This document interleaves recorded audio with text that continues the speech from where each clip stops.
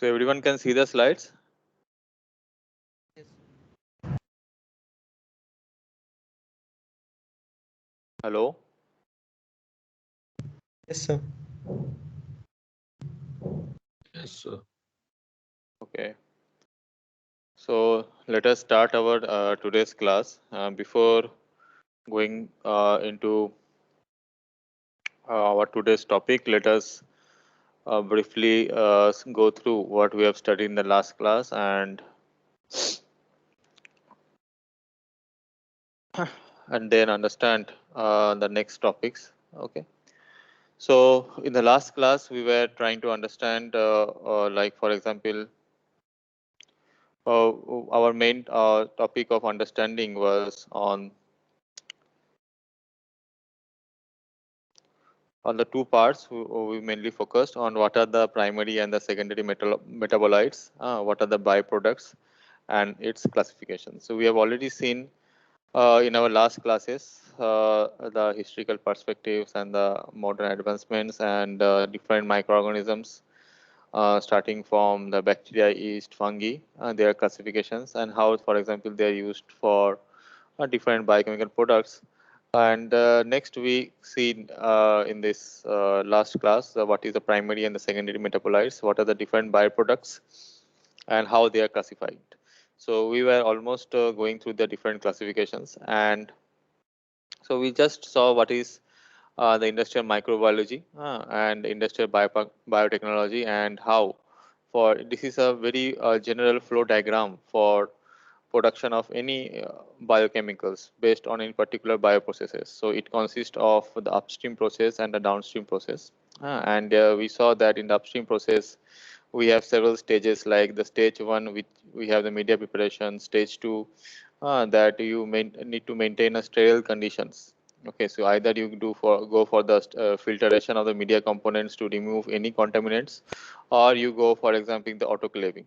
Okay, so these are the techniques through which we generally sterilize the media, and once it is sterilized means that it doesn't contains any foreign microorganisms. What we do is we inoculate means we add some sort of a microorganisms, a particular desired microorganisms in particular concentration, and in that particular fermentant in the growth media we have that single type of microorganisms, and we increase the cell concentrations. Okay, so if we have the higher biomass concentration or the higher concentration of the cells in that particular bioreactor culture, and so we can get the higher output of the desired products that the microorganism is producing.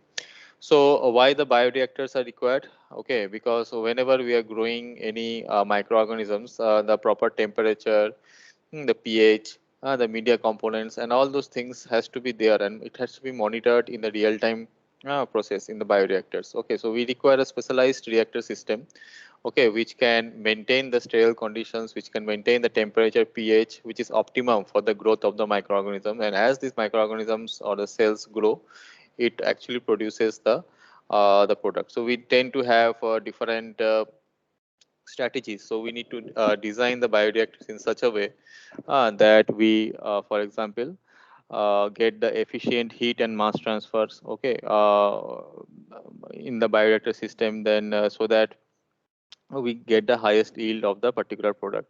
So there are different components of the bioreactor. We are going to look into that, which helps into improved heat and mass transfer operations. And then once, for example, you are producing your product, so if you see in a fermenter, when any particular product is produced, so it has several components. So one of the component is the initial growth media, right?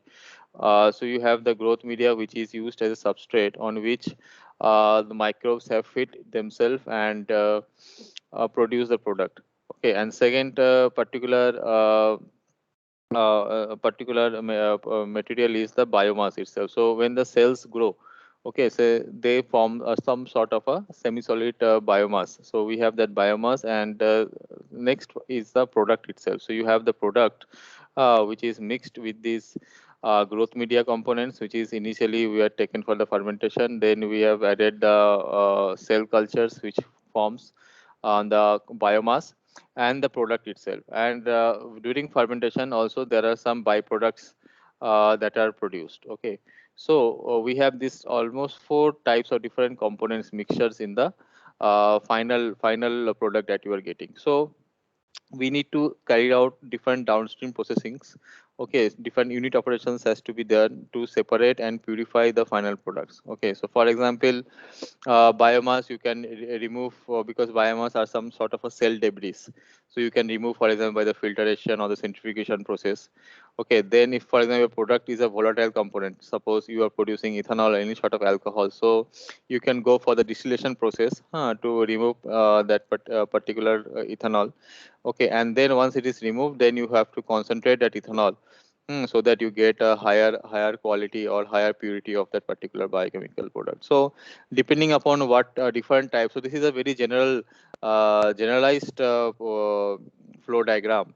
Okay, and depending upon what you are producing, suppose you are producing alcohols, or you are producing antibiotics, or you are producing vaccines and anything, depending upon that, your unit operations for both upstreams and the downstreams is going to be is going to change. So that is what is the main aim and objective of this course, where we will studying the different the unit operation processes and the bioprocesses as such.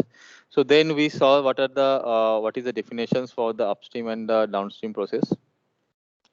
Okay, and then we saw what are the different steps for the downstream upstream. First, like we talked about the medium preparation, how to prepare the media, how to inoculate the strains.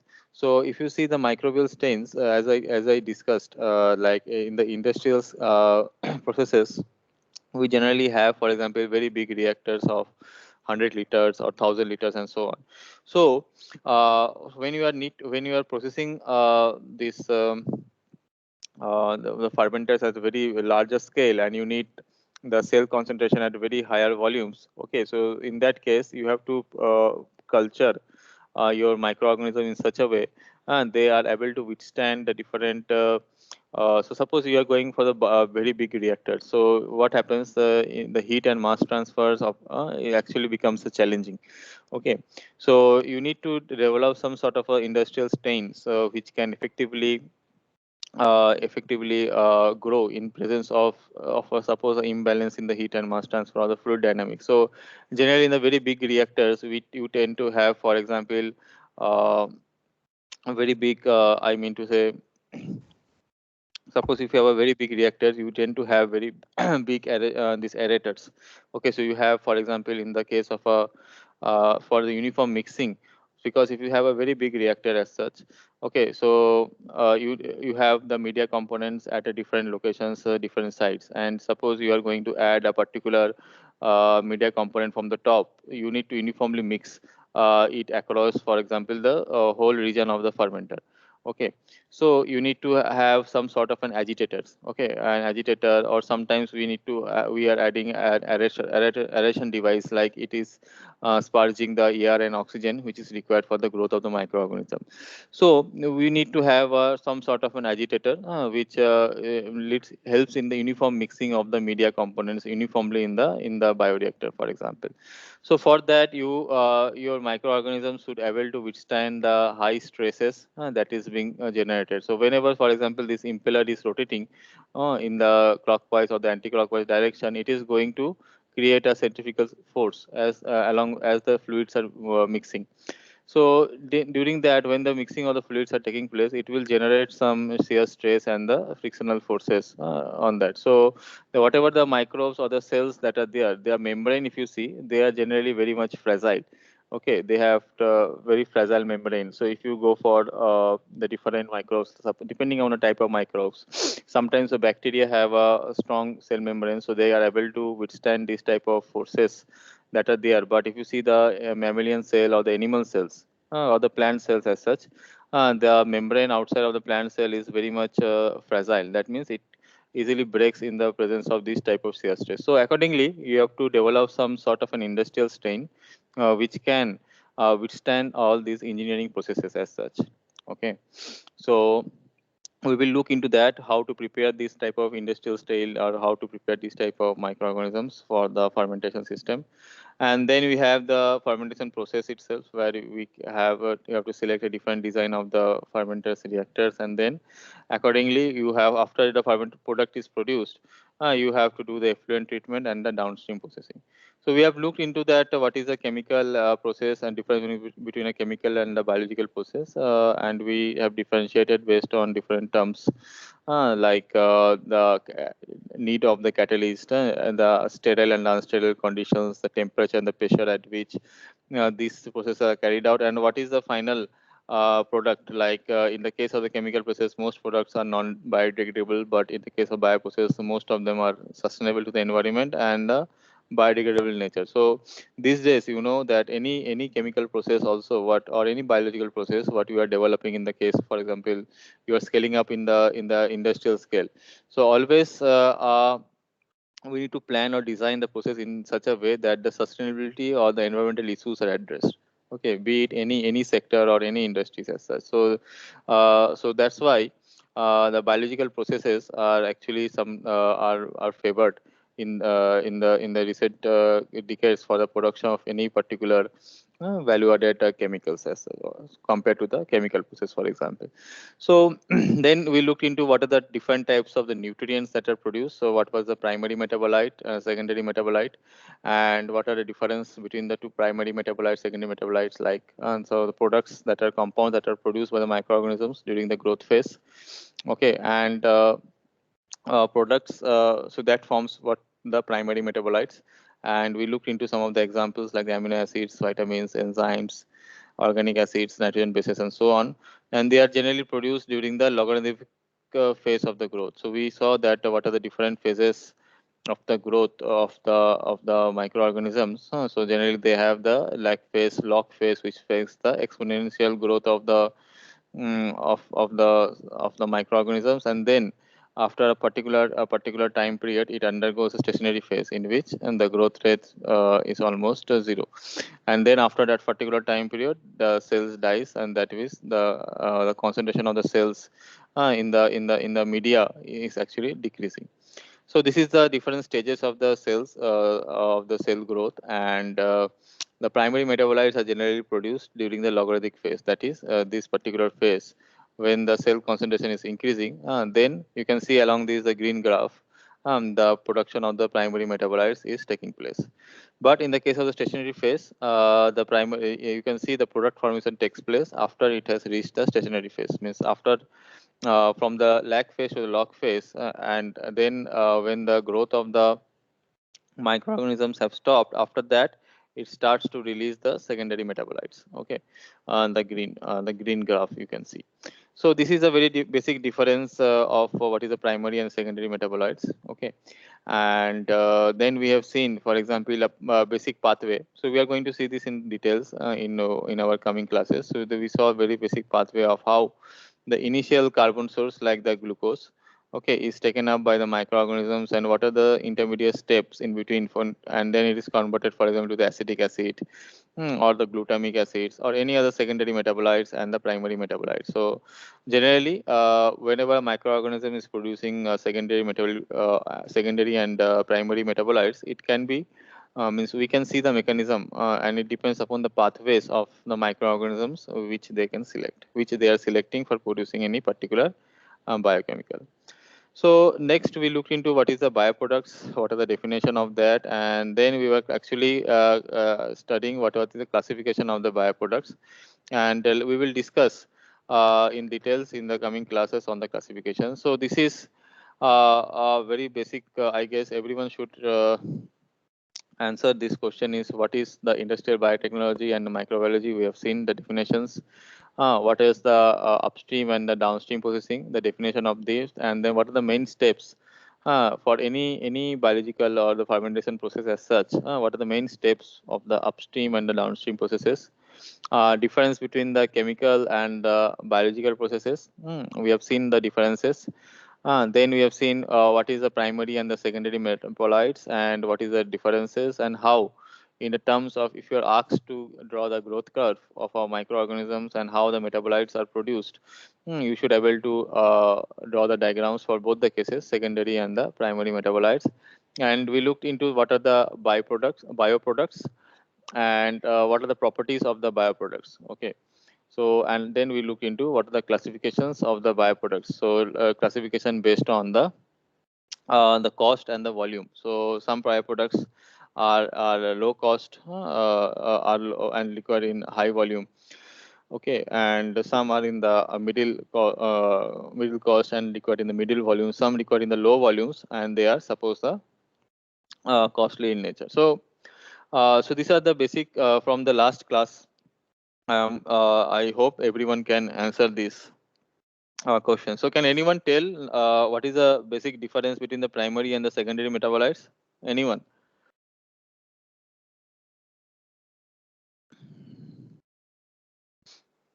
Yes. Everyone can hear, right? Yes, sir. Secondary metabolites grows in stationary phase, instead primary grows and start growing in log phase only. Yes. And can you tell some of the examples? Um, like alcohol gets formed in stationary phase only. Okay.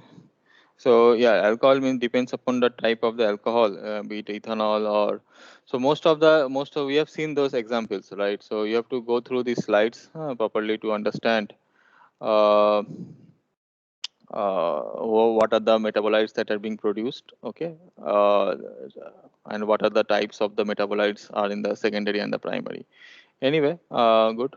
But I have decided, like, because I found that there is very less interaction in the class, and especially when I ask the questions, there is no reply or anything. So I have decided from now, like, because you have a 10 marks for the interaction, right? So so it is very difficult for me to actually provide the marks for that. So I have decided that from now onwards, I have the list. For example, everyone can see the list, I guess. I don't know. The registered students. So I will be asking by name, maybe one or two times, because we have almost 63 students registered and almost attendance is half of it also. So I will be asking the questions to randomly, and for each student, I will ask probably 2 to 3 times, depending upon the time, because we have almost 30 lectures remaining, 30 to 35 lectures remaining till now. So if the students response in the first time and the second time, then they will be getting the full marks for the interaction. Okay, if they are responding in the two times, for one time they will get the half marks, and if they are not responding for both the times, okay, then it will be a zero. So this is how I am going to evaluate, for example, your 10 marks that is being allotted for the interaction part. Okay, because otherwise if I don't have any response, then it is becomes very difficult to properly give the marks on that particular sector. So please inform your your friends also, okay, that we will be following this rule when I am actually going to mark you for the 10 marks for the interaction. Okay, so anyone has any questions or doubt on that?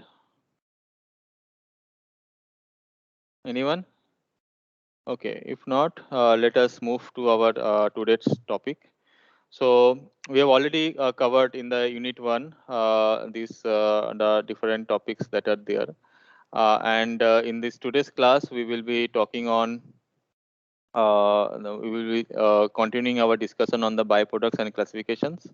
Okay, and we will be starting a new topic on what is the fermentations, what is a bioreactor, what is the range of processes of the fermentations, and we'll go into the details of it. So we looked into already that the different classifications. So like we have the high value, low volume bioproducts. Okay, we have the low value, high volume products. Okay, So if we plot it in on a graph, okay, on the y-axis being the value and the x-axis being the volume, so we can find there is a different ranges of products. Okay, so we have generally products like biopharmaceuticals, biocosmetics, bionutrients, okay, and some of the biochemicals. So they actually come under the section of the high value, low volume products. So this is generally we classified the different products or different bioproducts that are being produced. So we are classified into biopharmaceuticals, biocosmetics, bionutrients, biochemicals as such, and then slowly in the range of the middle, that middle value and the middle volume that is required. So we have mostly the biofertilizers, then the biomaterials and the biopower. So if you see in the case of the biofertilizers, okay, so most of the manure or for example uh, uh, for example the urea based products, they come under the biofertilizers. Okay, so then we have, for example, the different biomaterials, starting from the like the cellulose or chitosan, or like that, for example, chitin is used as a source of a protein, the chitosan. So those type of biomaterials, they come under this middle value and middle volume products. Then we have the biopower. So biopower starting from the different biogas or the biofuels, okay, or the biodiesels that are there, they come under the classification of the biopower. And in the product range where we have the low value and the higher volume products, so we have, so in this should be the bioenergy. Okay, this should be the bioenergy. So in this case, mostly in the sectors of the bioenergies, we have the liquid biofuels. So sometimes we have the algal-based biofuel. So we require these biofuels in the high volume, and overall the value of these products are comparatively lower in comparison to the pharmaceuticals, the medicines, the cosmetic products, the bionutrients or any other biochemicals. Okay, so what we need to do is we need in the very high volume. Okay, and so like we have talked about the examples of the ethanol. Okay, so that is being the added as an additive to the fuels. So the ethanol what we require at the commercial stage, if you want to add in the petroleum based products, then we require it at a in a very high volume. And if you want to add it as additive, you don't want that overall cost of the petroleum product increases, so you want to have the low value of that particular product. So what will happen when you are replacing suppose a 10% of ethanol, you are not affecting the cost of the petroleum product, and you are also somehow able to reduce because you are now using less petroleum product. So you are somehow able to reduce the cost of that overall petroleum product, as well as you are also combining reducing the cost and you're increasing the sustainability. Okay, because most of this ethanol is being produced, for example, suppose the agricultural residues. So we have the agricultural residues. Okay, we use these agricultural residues to and we do some fermentation processes. Okay, and we produce the ethanol, or suppose we call it as a bioethanol, and then that bioethanol goes and it adds to the petroleum based products, and overall we expect that that will improve the environment and sustainability. Okay, and it will reduce, for example, the cost of the overall petroleum based product. So that is the what is the overview of developing any bioproduct as such. And these come under, for example, the low value high volume products. Now if you see the different means the products, so we are talking of we talked of here the bioenergy, we talked of here the biomaterials, and we talked of, for example, the biochemicals. So what are those I mean, so the example of those products, and especially which are having the industrial relevance. So if you see the bioenergy, we have mostly the solid fuels, so which is basically the biomass. So we have some technologies like about the gasification or the production of the some sort of a syngas. So that can actually be done in through some microbial routes also, where we can produce gases which having the high calorific value, and that gas can be used for the generation of the energy and so on. So they come under the, for example, the solid fuels, because the biomass are rich in the carbon sources. Okay, So we need to utilize these carbon sources for the energy. So this is comes under the solid fuels. Then we already talked about the liquid fuels, the bioethanol, and then we have another gaseous fuel, which is the biohydrogen. So through fermentation approaches, hydrogen gas are also released by some sort of a microorganisms, and we can culture, or we can, through the fermentation approach, we can produce the hydrogen, and the hydrogen that is being produced can be directed, for example, uh, to the fuel cells. Okay, so to the fuel cells, convert some sort of fuel, or like can convert the hydrogen, and you split the hydrogen and react with the oxygen, to produce water, and it will be used for generation of some energy or electricity using the fuel cell. So people have started working on using the fermentation approach to produce the biohydrogen, and then use the hydrogen for the energy generation, especially in the fuel cell devices. Then we have the biochemicals. So in the case of the biochemicals, mostly the biopharmaceuticals comes, the medicines and the vaccines that we are seeing in. So these are actually produced through the fermentation routes, or the through some biological routes. Okay. Then we have the industrial chemicals like the citric acids, and the enzymes, lactic acid, and so on. Then we have the biocosmetics, the body creams. So most of the, for example, if I take the example of like the keratin, which is one of the main component additives that is added in the shampoos, for example, to make your hair stronger or strengthen the hair. So this keratin and this type of proteins and enzymes can be synthesized or developed through the fermentation or any other biological routes. Okay, so those things becomes the part of the biocosmetics. Then in the case of the biomaterials, we have the bioplastics, biocomposites, biofoams, and the biorubber. So we know the plastics, petroleum-based plastics are pollutant, and they have a harmful effect on the environment. So we go for the bioplastics, which are degradable, and compostable. Compostable means if you are after the use of the plastics, you put those plastics in sort of a reactor, and in that reactor we have a mixture of microorganisms. Okay, and if you add that particular plastic based product, suppose the plastic bottles, into it, within a particular time frame, and we have the temperature and the pH monitored in such a way that in a particular time frame, these plastic based products will decompose within that bioreactor, and whatever you are producing after decomposition is what. So basic component is the carbon, nitrogen, and the oxygen are the basic constituent of the bioplastics, and that after the degradation, that particular material can be used as a, suppose, the biofertilizers and such. So this is what are the means comes under this bioplastics and the biocomposites. So both are almost similar. Like if we can replace the petroleum based products using in this type of materials. Then we have the biofoam. So for example, the foams that we use in our daily life applications. So most of these foams are made up of styrene or those type of material.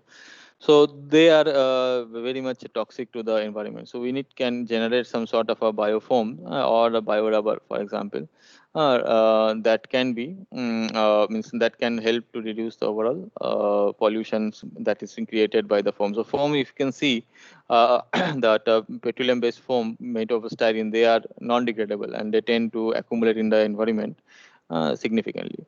So these are the different examples of the bioproducts, and then we looked into the definition of this means how do we classify the low value high volume products. We looked into that and their cost range. Okay, so this should be within that £6 per kg, around like this, comes around to 600 rupees per kg.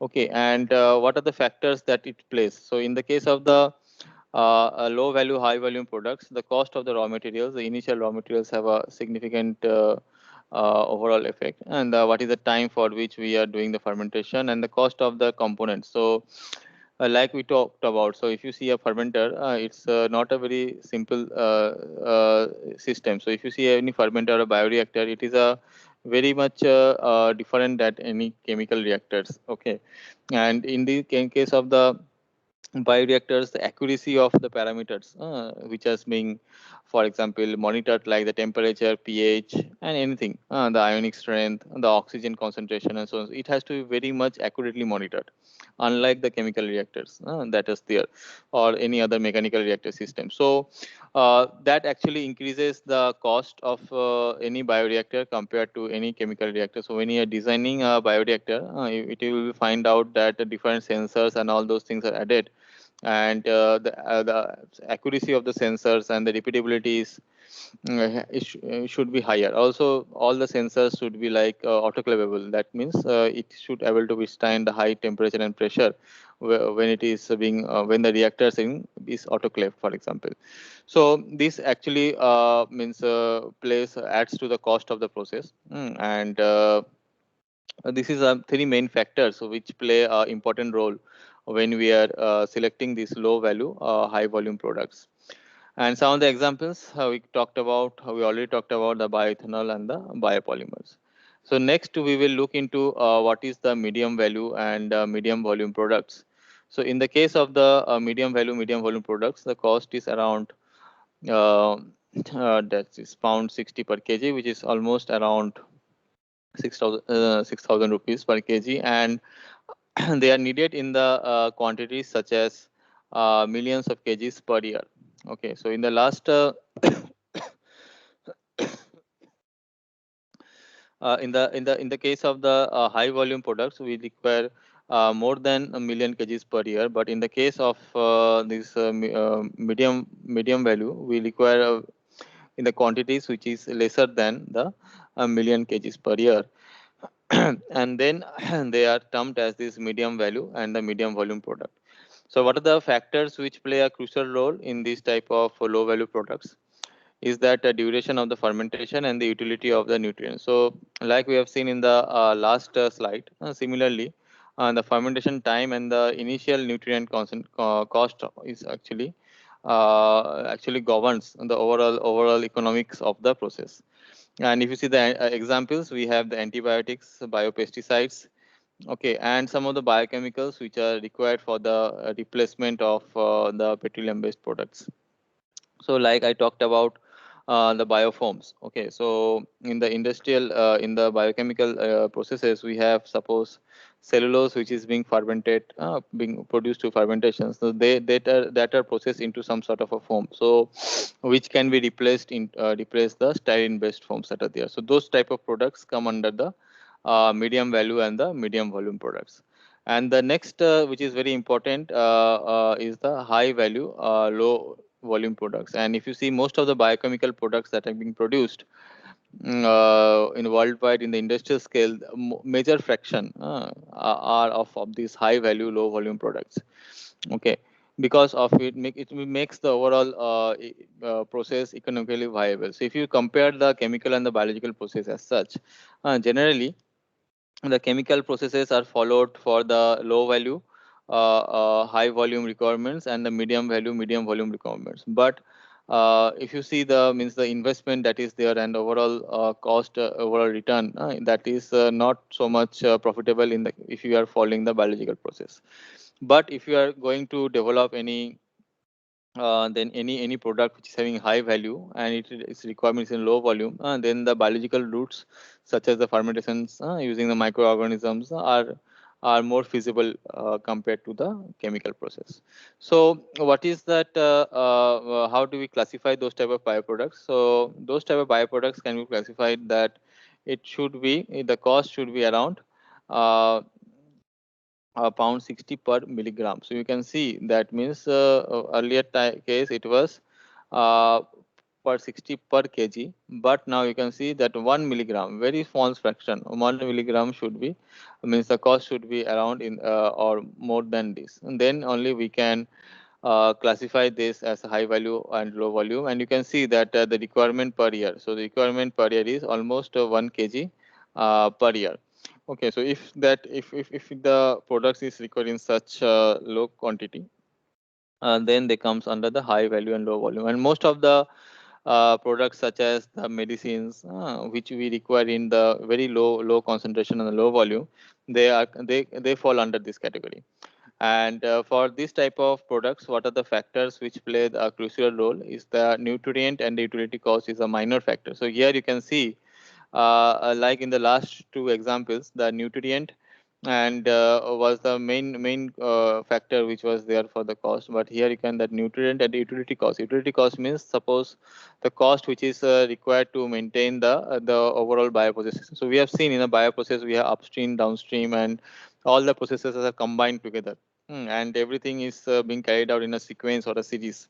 Okay, and it requires some sort of a utility cost or the maintenance cost for running of such type of bioprocess plants and so on. So if you see the initial nutrient and utility cost, they have a negligible effect. Actually, it is not a critical effect in the such type of fermentation, but the major cost comes on the different techniques that is used to culture the microorganism. So as we talked about that, it is very important that what type of microorganisms like bacteria, yeast, or viruses or fungi or anything that is being used. And we have seen that a particular microorganisms can be genetically engineered. So we will look into that, what are how this genetic engineering of the microorganisms takes place. And we know in this century that we can genetically engineer any microorganisms as such. Okay, and we can use that microorganism for production of our targeted bioproducts. Okay, or any biochemicals as such. So the cost that is there in doing the genetic engineering of these microorganisms, that is the major component. Okay, that adds to the cost of these high value and low volume products. Okay, because a lot of research is done, okay, in genetically engineering these microorganisms, okay, to improve the strain properties and the stability. Okay, it's because this type of, for example, the high value products which are produced in low volume, why this cost is coming? This cost is coming because maybe the microorganism is not able to, is don't have the capability to produce at high yield and high productivity. So through some rDNA technology, recombinant DNA technology, genetic engineering, we can increase the increase the productivity by tuning the genes. Okay, we can do the replacement of particular genes. We can overexpress or down upregulate or downregulate the genes that are there in that particular microorganism. So to understand all those things, it requires a significant investment in the research and development, and that is what it actually cost. We adds to the cost of this type of product. Okay, so this is the factors which plays a major role in the case of this high value major role in the case of the high value products. Okay. So, what are some of the examples? Some of the examples being the insulin. So, human insulin, as I have taken the example quite earlier, that microorganisms such as bacteria or any other microorganisms, they don't have the capability to produce the insulin. But it was found that the insulin is something that is being produced by the humans in the pancreas, and it monitors, for example, the sugar level in our body, and the abnormality of that actually leads to the diabetes. So how but in the 21st century we are having the insulin, whatever the insulin that is being produced are produced through the fermentation techniques now. So how is it how does this technology has means how does the biotechnology or biochemical engineering made it possible to produce a particular chemical that is not that any other microorganisms don't have the capacity to produce, that is only produced by the humans, for example, and how they have translated that production into the microorganism. So as I've already taken the examples, the particular gene which is responsible for the production of the insulin, that particular targeted gene was selected from the human cells or the pancreas cells. Exactly, from the pancreas cells it was selected, and that particular gene was engineered into an E. coli.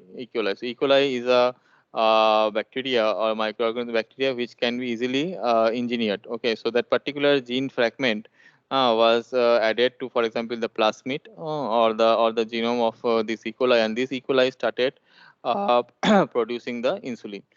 because of that targeted gene which is responsible for the insulin production.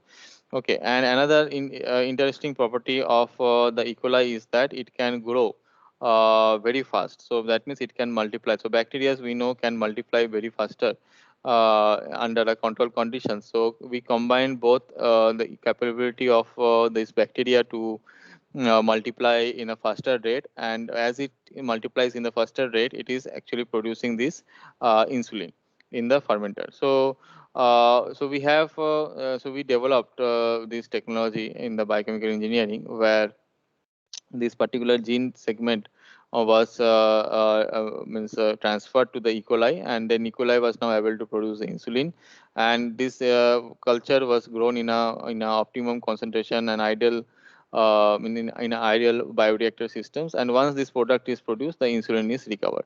But one thing you have to remember, that whatever the insulin is being produced by using this type of recombinant E. coli, the volume of the insulin is significantly lower. Okay, and insulin we require in very small quantity that is injected to our body, and that is why it is having the low value. Means the low volume is required, and high value because the productivity of the insulin is lower, and significant research work is also going on in this area, that how we can improve the insulin production by for example improving the strain, the E. coli. So we will see what are the different strategies that is used to engineer this type of microorganisms and to improve the yield and the quality of the insulin that is being produced. Okay. So this is the example of these high value, low volume products, and you know that in diabetes, I'm not going to details of this. There are two types of diabetes: type 1 and type 2. So the type 1 is a condition in which the body does not make insulin, okay, and therefore cannot control the amount of sugar in the blood. And in the case of type 2, condition in which blood sugar is too high because body does not produce or use the insulin normally. Okay, so so that means our body has lost the capability for, in that case of type 1, their body has lost the capability to produce the insulin. Okay, and therefore the injection of the insulin from the external source is important. Okay, in the case of the type 1 diabetes.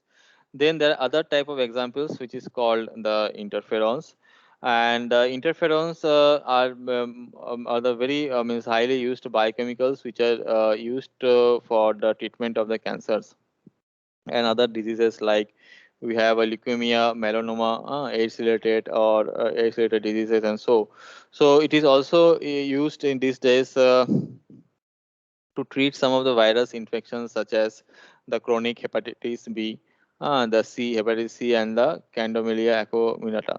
So these are these interferons are something are very important biochemicals. Okay, and they are a part of our medications. Okay, so body actually generally produce the interferons when it I mean so when it finds some antigen, or for example the viruses, our body produces the interferons through our immune response. But somehow when there are sometimes some viruses which can bypass the immune system of our body. So in that case you need to provide the interference from the external source. So for example, in the case of the cancer, sometimes we have unregulated growth of the particular cell line, and that is what it leads to the cancer and formation of scars on the tissues and so on. So in that case, you need to provide interferons which from the external sources, and interferons have been is one of the some of the biochemical products that has been it's some of the very big development that has been done, that it has been successfully able to treat some of the different cancer diseases and so on. So these are the some of the examples of the high value and the low volume products. So anyone, any questions or doubts till now? Anyone? So if not, So why has the classification been like this? Like there could be something of high value and high volume as well. Okay, so generally the classification has been because of this. So you are you are telling it's okay because it can be high value and high volume, but in that case generally it is not becoming economically feasible. So any industrial processes or any biochemical process you are having the high value or and you require the high volume, then if you see the overall economics, then it is not something very feasible, and industries will not go for that type of processes. So they will find out some alternative routes for that. So generally, this classification is being done taking into consideration this the part that what are the industrial important bioproducts or the biochemical based products that are there. Okay. So if it is a high value, high volume, then it is nothing something which is very feasible, and people will probably go for the chemical based processes. Okay. Right. So next we will just go into the very basic before we finish our today's class. We'll go into that what is the fermentation, and the fermentation is actually the heart of the biochemical engineering.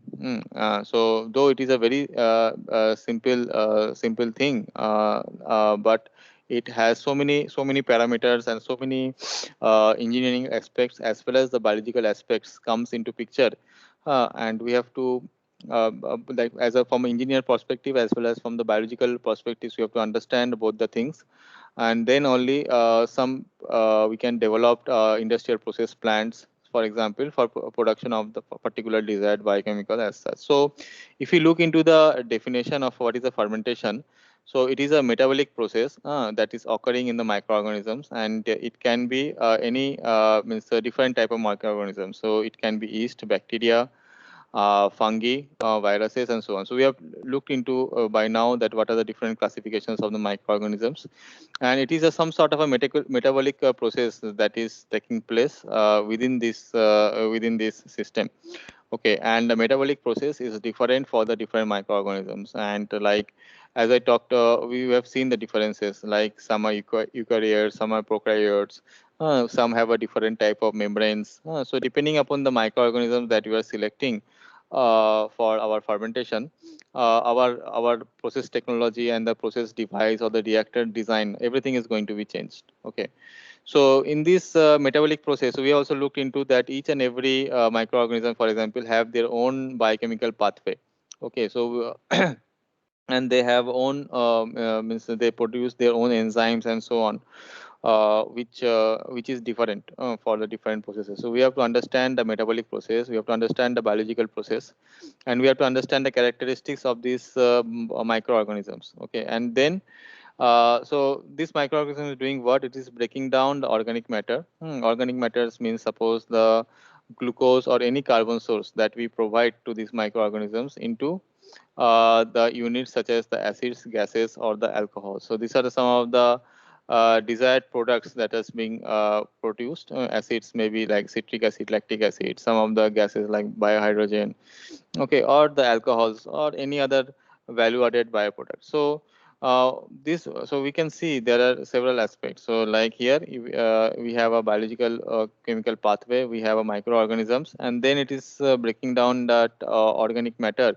into your value added products. And when it is doing in some sort of a chemical biological reactors, and these bioreactors we have to design the bioreactors in such a way that you have the efficient heat transfer, you have the efficient mass transfer, and also you have to understand what is the fluid mechanics or the fluid behavior inside the bioreactors, because as I told you, each and every microorganisms are fragile and they behave differently.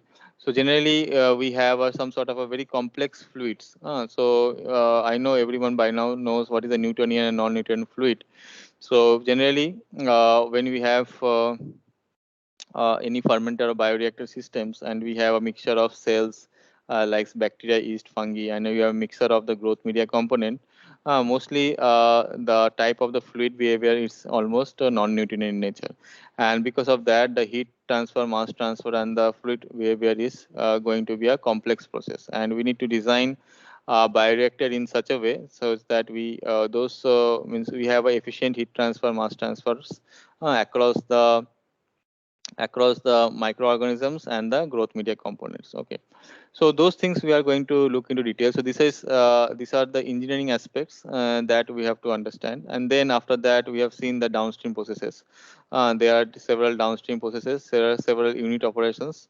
So these are the engineering aspects that we need to look into in a fermenter.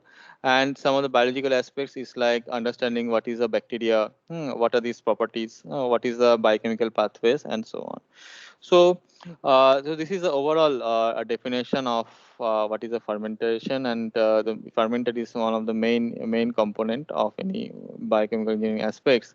And then there are different ranges of the products of the fermentations, and there are different classifications. So we will look into those things in detail in the next class, and we'll look into how the chronologically development have taken place, and how in the technology of the fermenters, be it the design of the fermenters, be it the process control, the quality control, and the pilot plant, and the strain developments. So uh, how these developments have taken place, and how it has been worked towards the improvement of the biochemical productions. So we will look into the next class. So any questions till now what you have studied? So if not, let us meet in the tomorrow's class and discuss this in more details. So thank you, everyone. Thank you, sir. Thank you, sir. Thank you, sir. Thank you, sir. Thank you. Thank you, sir. Sir.